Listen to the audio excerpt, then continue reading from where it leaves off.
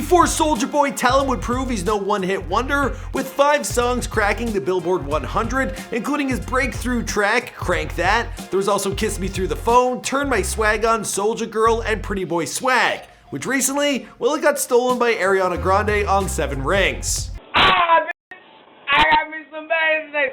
I got me some bad today. I got me some bad today. Before Soulja Boy would amass a fortune estimated to be worth $23 million and maintain a strong social media following with over 2 million subscribers on YouTube and over 5 million followers on both Instagram and Twitter at the time of this recording. This your boy Soulja Boy Tell 'Em. We live at the rack at Pickle Wiggly. And we finna do the evaluations of the lean with it. Before Soulja Boy would earn the title of having the best comeback of 2019, even though he thought he had it in 2018. I had the biggest comeback of 2018. Niggas up here talking about Tiger. Tiger! Tiger! Soulja Boy changed the game and is a founding father of making it off the internet, plus the bag he collected off ringtones alone, well, it's something that's yet to be replicated. Now at the time of this recording, Soulja Boy is hot on a press run demanding the respect he feels he was never given credit for. And to be fair, well, the man's got a point. I mean, he was posting videos to YouTube back in 2006, and that's before PewDiePie or any of your favorite online performers ever gave it any thought. He was publishing his music to SoundCloud before that was even a thing, and he was performing shows in Atlanta while holding down a job at Burger King. Yeah, he was flipping them Whoppers.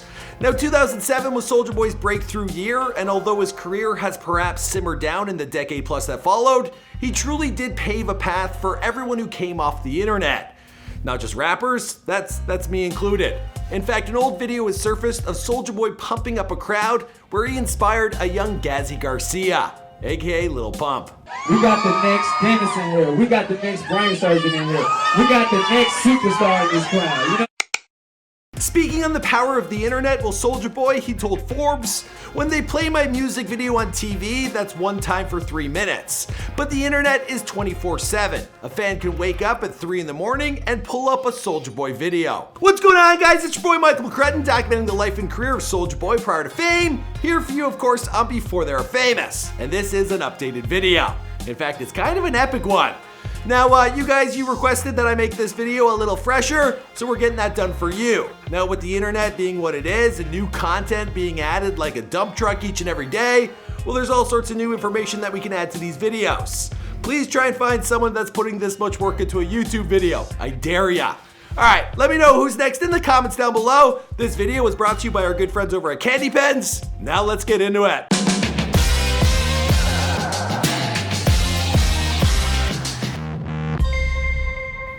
Be sure to subscribe and hit that bell. Boom! Soulja Boy was born DeAndre Cortez Way on July 28, 1990 to Lisa and Tracy Way. Born in Chicago and raised in Atlanta from the age of 6, he seemed destined to get into the rap game, and he started listening to hip-hop at a very early age. He grew up with 2 brothers, Tracy Lee Jenkins and Dion Jenkins. Tragically, Dion, well, he would die in a car accident when he was just 14 years young. And on that day, well, Soulja Boy, he tweeted out, "At home crying my eyes out, I can't believe my little bro is gone. Today is so not my day, RIP little brother, love you always." Now it appears his younger bro played a much bigger role in young DeAndre's formative years, having performed alongside his big brother perfecting dance moves while they were at home. This is before Soulja Boy actually ever made it. DeAndre's parents, they broke up during his childhood, and his mother Lisa, well, she apparently still lives in a rundown Atlanta house. That's the one that he was raised in. Now she would go on to date a guy who calls himself Soulja Gambino. She met this man at a grocery store when DeAndre was just 8. And this man, well, he would go on to call out Soulja Boy for stealing his moniker. For real. I just put little Soulja Boy Tell 'Em on blast. Know what I'm saying?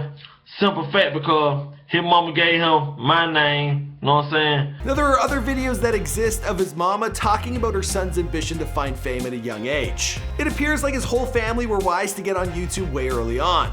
Now his father Tracy, he had a huge impact on DeAndre growing up. When he was 14 years old, he moved with his father to Batesville, Mississippi, where dad provided him with access to a recording studio. A young Soulja Boy would mix tracks on a bootleg version of Fruity Loops, working with a friend by the name of Young Quan. Now blending influences from all 3 of his hometowns, well, Soulja Boy began calling his own sound Shylantissippi. Try and say that 3 times fast. He began selling his CDs at school where he attended Batesville South Panola High School, and he played on the football team. He was a wide receiver. He was also a straight A student. But his grades, they began to slip once he discovered the internet. He also needed to make some money, and in hopes of buying a car, well, he picked up a gig at Burger King. I was in the back cooking, working the grill. I was just, flipping them patties. I like working there because I was eating free food. I used to get a Junior Whopper with bacon on it. He soon found others to collaborate with, including an artist by the name of Arab. Together they formed the hip-hop duo 3030 Boys. He then hired Michael Sykes, or Miami Mike, as their manager. In 2014, he would return to Atlanta where he hooked up with Derek Crooms. This is the man behind the Ying Yang Twins, Bubba Sparks, as well as Young Jeezy. It was through working with Crooms that he booked his first gig at a nightclub in Indianapolis. This soon after he decided that he was going to go for it as a solo act. It was then he was discovered by veteran producer Mr. Collie Park, who helped to bring Soulja Boy into the mainstream. I've worked hard and I've not made many bad decisions. Collie Park has also stated, to an adult who doesn't know what's going on with him, it appears to be a fad. But if you do the research and look at the real fans, his presence is like a cult. Matter of fact, he didn't even have a single per se when I signed him. It was beyond a record. It was his whole lifestyle, how he dressed, his shades with his name on them, the shoes he chose to wear. It was all of that, and the music was another part of what he brought to the table. Part of Soulja's magic that blew him up, even before I got to him, was that the kids looked at his music as something that was just theirs. It was something they could have that nobody else could have. Soulja Boy's fandom was all in thanks to his endless work online. In 2005, before joining YouTube or MySpace, Soulja Boy created an account on a website called SoundClick. At one point, he was averaging 19,000 daily downloads on that site, which earned him nearly $10,000 per day.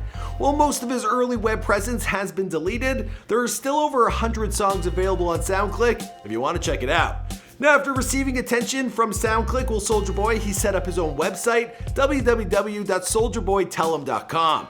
Now, eventually, Soulja Boy, he would expand his online presence to virtually every music and social media site on the web. He quickly became the #1 artist on MySpace. Next up was YouTube. In the year of its birth, Soulja Boy was quick to see the opportunity, and he uploaded all types of videos, from dancing at home to what we would now classify as vlogs. Basically him just hanging out at parties. Alright, y'all, I'm out. I'm gonna go. You know what I'm saying? Nice. Hanging with y'all. Get her in the face, get her. He even picked up a brand new pair of Bapes, and when he showed them to the camera, I guess I would classify this as a fashion haul. That's the real deal. Look at that. That's the real deal. That's the real as it gets. You don't get no realer than that, buddy. Or do it. Having access to the internet, it meant everything to young DeAndre, so much so that when he got suspended for school for getting into a fight, he decided not to tell his dad out of fear that he might have the internet taken away. So instead, he spent 3 days chilling in an abandoned house. Now, he had a few other online tricks up his sleeve. According to Pitchfork, Soulja Boy would use player-to-player programs like LimeWire to essentially trick people into listening to his music. He'd tag his songs with big names like Michael Jackson, which might be kind of a sketchy move, but even DJ Khaled, he was doing similar stuff. We all remember downloading a track from Napster and hearing DJ Khaled yelling off the top. Now, before we get into the rest of the story, well, it looks like it's getting a little smoky in here. You've all heard of Candy Pence, right? Well, if the name doesn't ring a bell, I got a good feeling you've seen them before. Candy Pence was named Best Vaporizer of 2018 by High Times due to its combination of popular technology and flashy design. They're also quickly becoming the go-to choice for vaping in the hip-hop and rap community. They've got co-signs from DJ Khaled, Fatboy SSE, PNB Rock, and A$AP Rocky. In fact, A$AP, he's got his own line called the Flacco Jody Collection. And Amber Rose, well, she's got her own signature line, and that's the reason you've seen billboards of her posted all over Los Angeles. Now remember, Candy Pens, they are for adults 18 years and older, and seeing as I'm their official YouTube brand ambassador, well, they've hooked me up with the ability to get you 25% off your entire order during checkout. That's right, there's a link down below. Use the promo code BTWF25, And now let's get back into Soulja Boy. After successfully promoting his music online and earning a ton of money, and he also established his Stacks on Deck entertainment label, it was then he decided to move back to Atlanta to pursue industry leads as well as do more live performances. Now working with Colin Park, well, he quickly went from being a local sensation to a nationwide known performer. His MySpace page, it broke the site's record and generated millions of views. It was in March of 2007 that he released his first independent album, Unsigned and Still Major, the album before the album. That same month, he recorded the song that would catapult him to #1, Soulja Boy Tell 'Em, Crank That, which at the time of this recording has amassed over 377 million YouTube plays since it was posted in 2009. By the end of that year, the track landed on his debut album, SouljaBoyTellEm.com, which ended up getting nominated for a Grammy. I, Soulja Boy Tell 'Em followed in 2008, with the DeAndre Way arriving 2 years later. Now, you certainly can't call Soulja Boy a one-hit wonder, but he never found the same success that he did with his breakout track.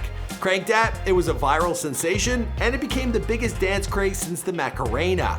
I mean, even SpongeBob SquarePants, Winnie the Pooh, and Barney, well, they were doing the dance. As for the rest of the story, well, I guess we're gonna have to wait and see, or we could continue telling it in an After They Were Famous video, an updated one. But for that to happen, you gotta request it. Let us know who's next in the comments down below. My name is Michael McCrudden, and I'll see you guys in another video. Also, be sure to check out Candy Pens, a link is down below. Thanks a lot. Also, tweet this video to Soulja Boy, because if he retweets it, then I know he likes it. All right, bye. Boom!